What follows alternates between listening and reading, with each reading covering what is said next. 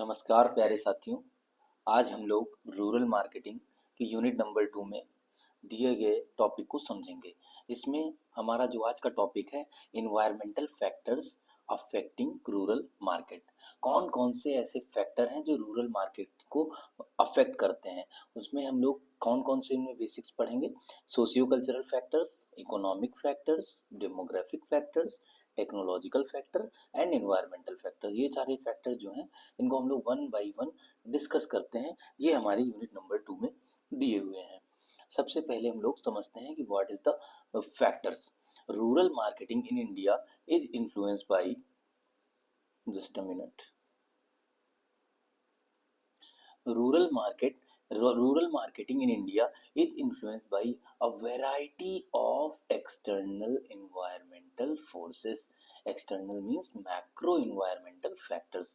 जो हमारा rural marketing होता है इंडिया का, बहुत सारे जो वेरियस एक्सटर्नल फैक्टर हैं उनसे बहुत इन्फ्लुएंस होता है।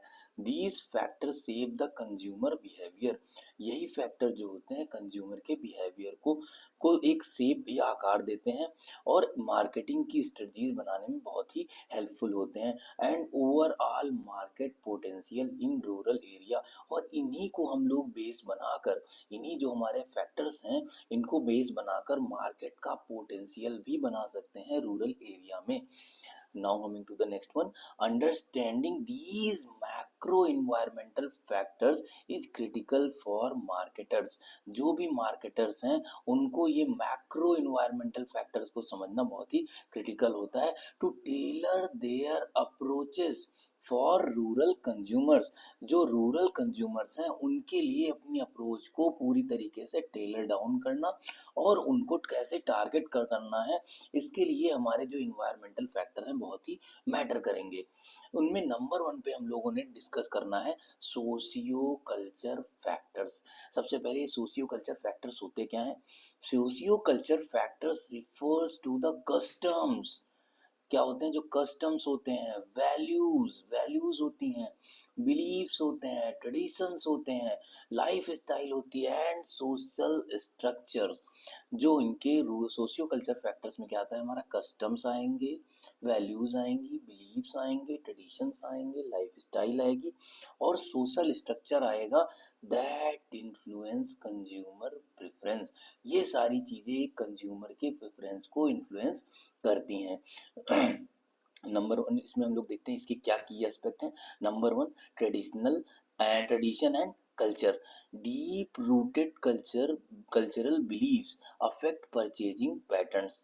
अगर समझते हैं डीप रूटेड कल्चर बिलीव क्या होते हैं, इनमें होते हैं फेस्टिवल्स, लोकल रिचुअल्स। जो उनके फेस्टिवल्स होते हैं या लोकल रिचुअल्स होते हैं, उनमें हमारे जो रूरल मार्केट में प्रोडक्ट होंगे उनको जो है उनकी बिक्री या उनकी सेल बढ़ जाएगी। इस वजह से हमको उनके ट्रेडिशन को, उनके कल्चर को समझना बहुत ही ज़्यादा इम्पॉर्टेंट होता है। जैसे एग्जांपल हम ले सकते हैं, increase in gold and garment purchases during Diwali. जो दिवाली के समय क्या होता है, गोल्ड की बिक्री ज़्यादा होती है, नए नए कपड़े की जरूरत ज़्यादा होती है, क्योंकि दिवाली एक बहुत ही बड़ा त्यौहार है रूरल एरिया के इंडिया में। और हार्वेस्ट फेस्टिवल, या फिर हम लोग जो खेती से जो हार्वेस्ट फेस्टिवल होते हैं, जैसे पोंगल हो गया, बैसाखी होता है, इनकी वजह से भी बहुत ज़्यादा हमारे जो प्रोडक्ट होते हैं उनको हम लोग पुश कर सकते हैं। नाउ कमिंग टू द, कौन कौन से सोशियो कल्चरल में बैरियर्स होते हैं या कौन कौन सी चीज़ें होती हैं जो एक रूरल मार्केटर को समझना बहुत ज़रूरी होती है। Number 1, language and communication. Language and communication, India has over 22 official languages. Bharat में हम सबको पता है कि 22 ऑफिशियल लैंग्वेजेस हैं। Rural marketers must use regional languages for branding and advertising. जो रूरल मार्केटर्स होते हैं उनको अपनी ब्रांडिंग और एडवर्टाइजमेंट करने के लिए रूरल लैंग्वेज को यूज करना चाहिए। जब वो रूरल लैंग्वेज के से यूज करते हैं तो वो क्या करते हैं, एक बढ़िया सा ट्रस्ट बिल्ड कर लेते हैं और जो रूरल एरिया के लोग होते हैं उनसे उनको अपनापन सा लगने लगता है, जिससे आपके मार्केट में प्रोडक्ट बहुत ही इजीली निकल जाते हैं। Role of opinions of leaders. जो वहाँ के लीडर्स होते हैं उनका रोल बहुत इंपॉर्टेंट होता है। जो छोटे किसान होते हैं या जो जो जो वहाँ के ग्रामीण लोग होते हैं, वो दूसरे की ओपिनियन, जिसमें हो सकते हैं विलेज के सरपंच, स्कूल टीचर्स और local doctors, greatly influence purchase decision. वहाँ के जो विलेज सरपंच जिस चीज़ को लेके लोगों को बताते हैं, स्कूल टीचर्स जिसके बारे में राय देते हैं, या लोकल डॉक्टर्स जो होते हैं, जब वो अपना कुछ उनसे डिसीजन, अपना कोई पोस्ट परचेज एक्सपीरियंस शेयर करते हैं, तो उसको देख के जो लोकल लोग होते हैं या जो रूरल एरिया के बाकी लोग होते हैं, उसको देख के अपने डिसीजंस, परचेज डिसीजन लेते हैं। Now coming to the next one, joint family system. हमें सबको पता है कि जो ग्रामीण अंचल के में होता है वहाँ पे जॉइंट फैमिलीज बहुत ज़्यादा पाई जाती हैं। तो buying decision often made collectively. जिसका मतलब क्या हुआ, जब जॉइंट फैमिली होंगी, तो जितने भी बाइंग डिसीजन होंगे वो बहुत ज़्यादा बल्क में होंगे। इस वजह से ये बहुत ज़्यादा मैटर करेगा। इसको हम लोग समझते हैं large pack size or bulk purchase are preferred. जब बल्क परचेज किए जाते हैं तो उनको थोड़ी सी रिबेट मिल जाती है, उनको थोड़ी सी छूट मिल जाती है। इस वजह से जो को मार्केटर्स होते हैं, मार्केटर्स को इस बात को बहुत ज़्यादा फोकस करके रखना चाहिए। Next one, brand trust and word of mouth. जो रूरल कंज्यूमर्स होते हैं वो पूरी तरीके से हैवीली डिपेंड होते हैं किस पे, ब्रांड के ट्रस्ट पे या फिर माउथ पब्लिसिटी पे। अगर कोई भी उन्हें रिकमेंड करता है कि हमने ये प्रोडक्ट यूज किया था और ये प्रोडक्ट बहुत ही बेटर था, तो उस प्रोडक्ट को लेके उनके अंदर क्या हो जाती है, ब्रांड लॉयल्टी आ जाती है, ब्रांड ट्रस्ट आ जाता है। इसकी वजह से फिर वो उस प्रोडक्ट को परचेज करने लगते हैं। तो जितने भी रूरल मार्केट के मार्केटर्स हैं उनको इस चीज़ का बहुत ही विशेष ध्यान रखना चाहिए। Now coming to the economical factors. कौन कौन से ऐसे इकोनॉमिक फैक्टर हैं जो रूरल मार्केट को इन्फ्लुएंस करते हैं? तो economic condition significantly save the affordability.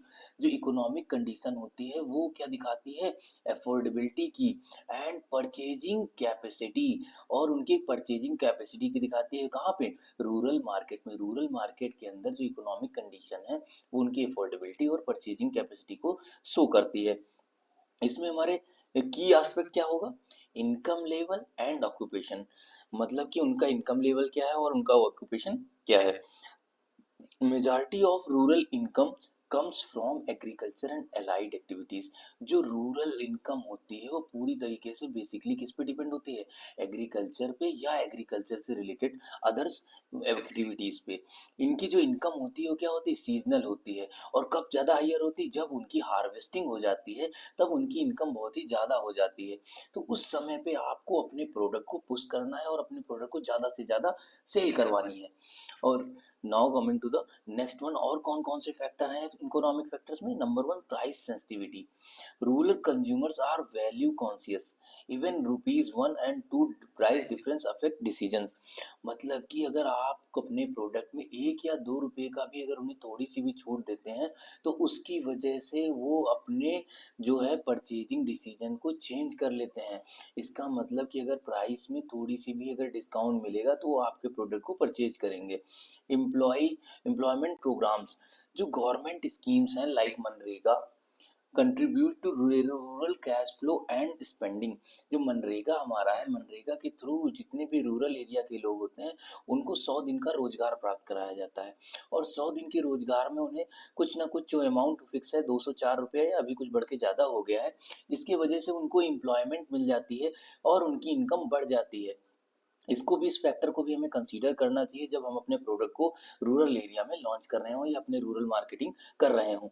Limited access to credit. उनके पास क्या होता है, क्रेडिट की बहुत ही लिमिटेड फैसिलिटीज होती हैं। Rural population often often depends on informal credit और माइक्रो फाइनेंस इंस्टीट्यूशंस। जो रूरल पॉपुलेशन होती है वो पूरी तरीके से मोस्टली क्या होती है, इनफॉर्मल क्रेडिट पे डिपेंड करती है, कि किसी से भी इनफॉर्मली पैसे ले लेते हैं, या फिर माइक्रो फाइनेंस जो इंस्टीट्यूशन होते हैं उन पे डिपेंड करती है। इनमें सबसे बड़ी कमी क्या पाई जाती है, lack of formal banking access after affect big ticket purchase. जिसकी वजह से इनके अंदर क्या होता है, lack of formal banking access. ये बैंकिंग एक्सेस को पूरी तरीके से नहीं कर पाते हैं और जिसकी वजह से इनको क्या होता है, बिग टिकट परचेज करने में भी दिक्कत होती है।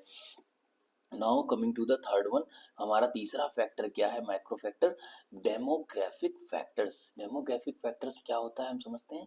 Demographic describe the structure of rural population including age, literacy, gender ratio and family size, उनकी एज क्या है, उनकी लिटरेसी क्या है, उनका जेंडर रेशियो क्या है और उनकी फैमिली साइज क्या है, ये बहुत ज़्यादा मैटर करता है। इसका की एस्पेक्ट क्या है, लार्ज रूरल पॉपुलेशन। हमने अभी लास्ट लेक्चर में भी डिस्कस किया था कि सेंसस 2011 के थ्रू हमें पता चला कि over 65% of India's people living या रिजाइडिंग इन रूरल एरिया, जिसका मतलब ये बहुत ही बड़ा ह्यूज पोटेंशियल मार्केट है। इसके अंदर क्या था, हमने एक चीज और नोटिस किया, यंग पॉपुलेशन। जो हमारा कंट्री है वो पूरी तरीके से यंग कंट्री है, यूथ पॉपुलेशन इसमें बहुत ही ज्यादा से ज्यादा है। और अभी भी इनका क्या हो रहा है, इंक्रीजिंग रूरल यूथ पॉपुलेशन। जो यूथ पॉपुलेशन है लगातार बढ़ती ही जा रही है। That is aspirational and tax सेवी, और ये पूरी तरीके से क्या है, टैक्स सेवी है और एस्पिरेशनल है। अब हम लोग समझते हैं इसमें क्या है, सबसे नंबर वन, लिटरेसी रेट। जो lower literacy compare to the urban area, जो हमारे रूरल एरिया के लोग होते हैं उनकी लिटरेसी लेवल अर्बन के रहने वाले लोगों से लिटरेसी लेवल कुछ कम होता है, विच रिक्वायर्स पिक्टोरियल और ऑडियो बेस्ड एडवर्टाइजिंग। अगर इसका मतलब हुआ कि जब आपको एडवर्टाइजिंग करनी है, एडवर्टाइजिंग करते समय आपको ऑडियो बेस्ड एडवर्टाइजिंग बहुत ज़्यादा ज़्यादा करना पड़ेगा, और पिक्टोरल फॉर्म में जो जो भी चीज़ें हैं उनको आपको पिक्चर के रूप में दिखाना पड़ेगा। किनकी, आप जो है रिटन फॉर्म की जगह पे क्या करेंगे, ज़्यादा से ज़्यादा पिक्चर्स का यूज करेंगे और ऑडियो का यूज करेंगे या वीडियोस का यूज करेंगे, जिसकी वजह से आपके प्रोडक्ट का पूरी तरीके से लोगों को जानकारी मिल जाए। फिर हम लोग देखते हैं क्या, family structures, larger family sizes. जब हमने लास्ट क्लास में भी हम डिस्कस किया था कि जो ग्रामीण अंचल के लोग होते हैं वहाँ पे ज्वाइंट फैमिलीज पाई जाती हैं, जिसकी वजह से लार्ज फैमिली साइज होता है, इनका फैमिली साइज क्या होता है, बड़ा होता है। और ये लोग बल्क बाइंग करते हैं, क्या करते हैं, बल्क बाइंग करते हैं, और किसी भी चीज़ को यूज करते हैं, शेयरिंग में भी यूज कर लेते हैं।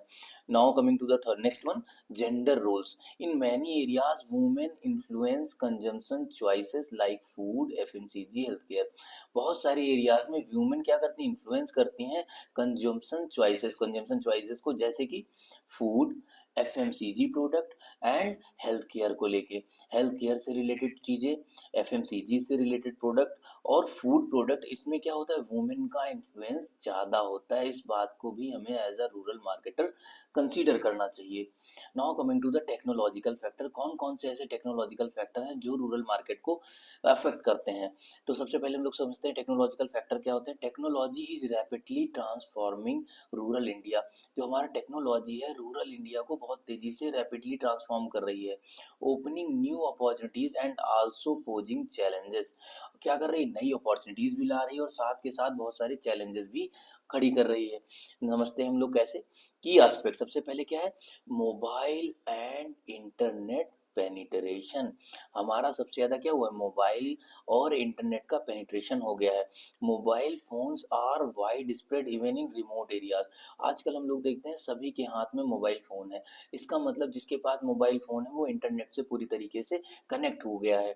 Internet access rising due to cheap data plans.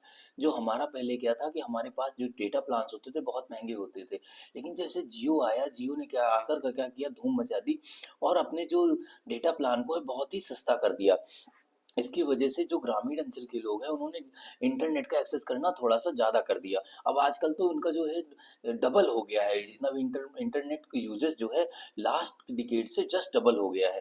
Growth of digital marketing and rural e commerce, इसकी वजह से क्या हुआ है, डिजिटल मार्केट भी वहाँ पे बढ़ गया है और रूरल ई कॉमर्स। अब गाँव गाँव में भी जाके जो है डिलीवरी से, आप अगर फ्लिपकार्ट से भी कोई भी प्रोडक्ट मंगाते हैं तो गाँव गाँव तक पहुँच जाता है, या आप अमेजन से भी कोई प्रोडक्ट मंगाते हैं, मीशो से कोई भी प्रोडक्ट ऑर्डर करते हैं, तो सारे के सारे प्रोडक्ट जो है आपको गांव में आकर अवेलेबल हो जाते हैं। ये हमारा ये शो करता है कि हमारा मोबाइल और इंटरनेट पेनिट्रेशन बहुत ही ज़्यादा हो गया है। Now coming to the digital fact, technology factors में क्या आता है, डिजिटल पेमेंट्स। अभी क्या हो गया, UPI, unified payment interface, mobile wallets, Aadhaar based payment are increasing. गांव के अंदर या ग्रामीण अंचल में, रूरल एरिया में यूपीआई भी बहुत ज़्यादा बढ़ गया है, लोग छोटे छोटे पेमेंट अब यूपीआई के थ्रू करने लगे हैं, मोबाइल वॉलेट का यूज करते हैं, और अगर उनको पैसे की नीड होती है तो आधार बेस्ड पेमेंट को यूज करके आधार बेस्ड पेमेंट भी कर लेते हैं, और आधार बेस्ड यूज करके वो क्या करते हैं, अपने पैसे को निकाल भी लेते हैं अपने अकाउंट से।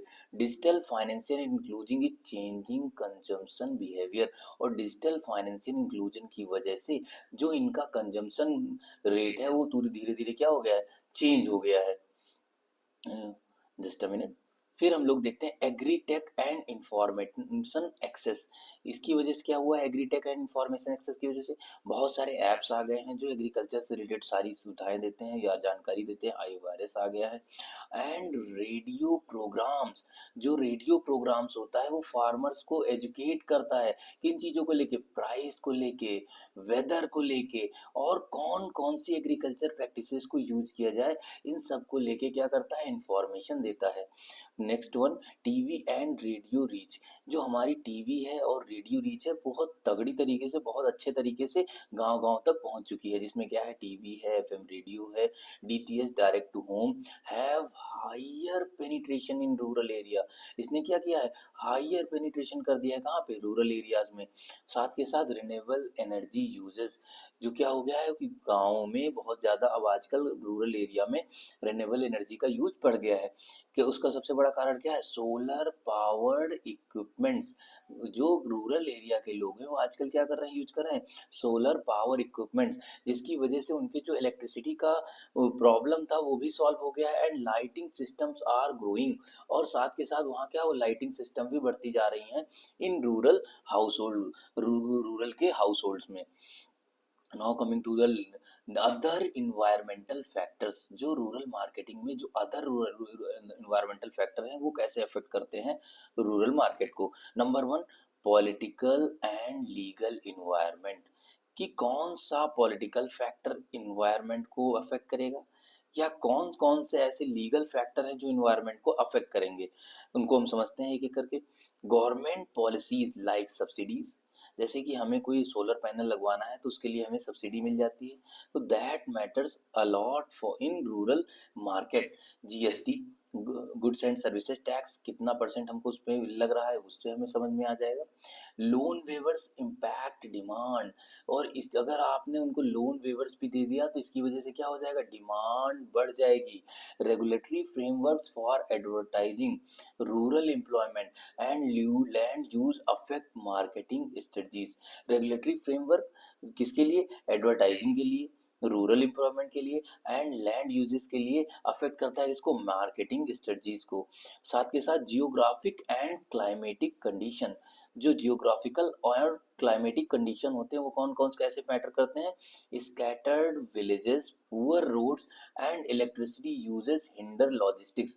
जब आप लॉजिस्टिक्स का काम कर रहे होंगे तो जो बहुत एक गांव यहाँ पे होगा तो दूसरा गांव 2 किलोमीटर दूर पे होगा, तो आपको जो है लॉजिस्टिक्स या में बहुत ज़्यादा ही प्रॉब्लम होगी, और साथ के साथ जो रोड की कनेक्टिविटी होगी वो रोड भी बहुत ज़्यादा डिस्टर्ब होगी, आपको बहुत सारे प्रॉब्लम को फेस करना पड़ेगा। और साथ के साथ इलेक्ट्रिसिटी यूजेस, इलेक्ट्रिसिटी की भी दिक्कत होगी, जिसकी वजह से आपको अपने रूरल मार्केटिंग करने में बहुत सारे चैलेंजेस फेस करने पड़ सकते हैं।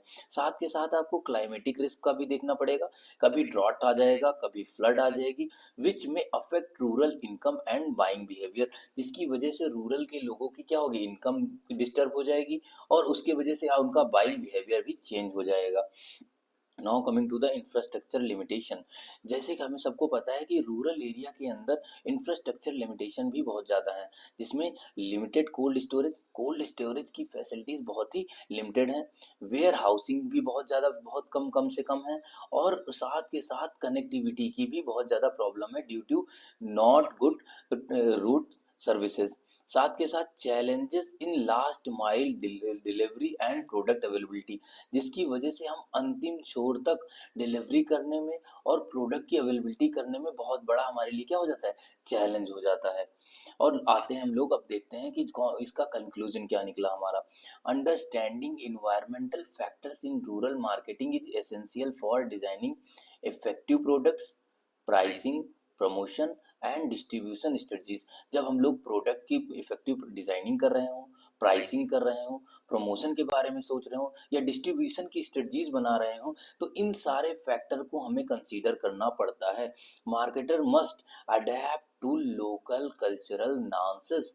जो मार्केटर्स है उसको लोकल कल्चरल नॉन्सेस को अडेप्ट करना पड़ेगा, उसके हिसाब से चलना पड़ेगा।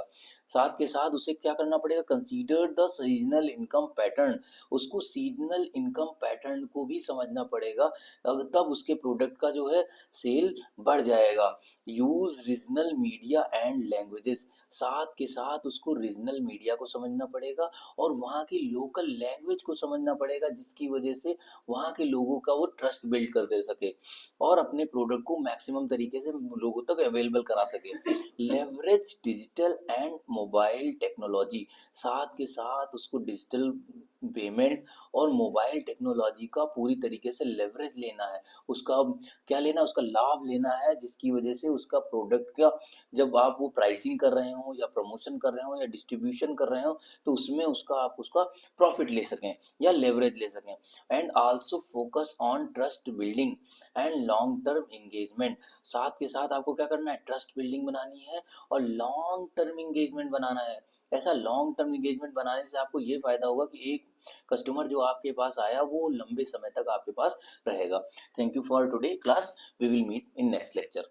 Thank you class.